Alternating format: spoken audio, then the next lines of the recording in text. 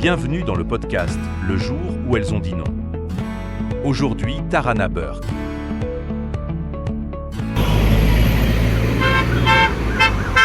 Tarana Burke naît en 1973 dans le Bronx, à New York. Elle grandit dans une communauté où la solidarité est vitale, mais où la violence, la pauvreté et le racisme marquent les corps et les esprits. Adolescente, elle subit une agression sexuelle. Et personne, à ce moment-là, ne lui tend la main. Alors elle se tait, longtemps. Plus tard, dans les années 90, Tarana s'engage dans l'éducation populaire auprès des jeunes filles noires. Elle les écoute, les accompagne, les aide à parler.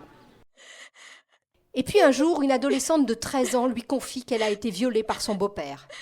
Tarana voudrait lui dire « Je te comprends », mais les mots restent coincés. Et pour cause, ce récit a fait remonter à la surface ce qu'elle a elle-même vécu. Incapable d'avoir dit « Ado, moi aussi ». Elle envoie cette adolescente vers d'autres personnes, mais elle va s'en vouloir, terriblement.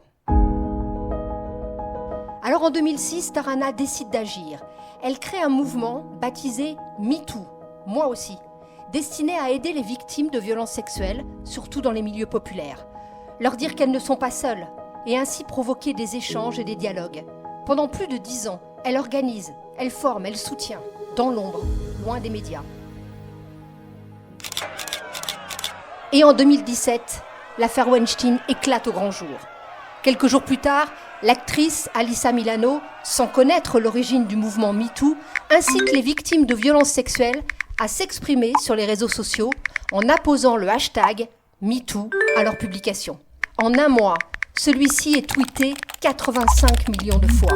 Et derrière ces cris, le visage de Tarana Burke émerge.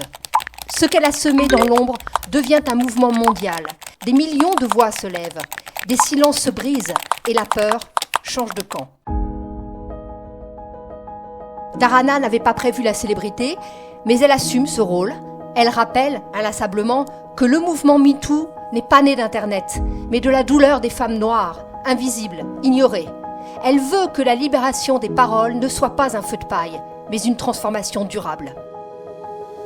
Aujourd'hui, Tarana Burke continue à militer. Elle a ouvert un espace de parole, de reconnaissance et de guérison. Le chemin sera encore long, les combats ne sont pas finis, mais le mouvement est désormais irréversible.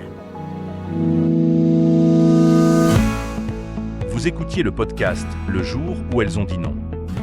Rendez-vous au prochain épisode pour une nouvelle histoire de courage.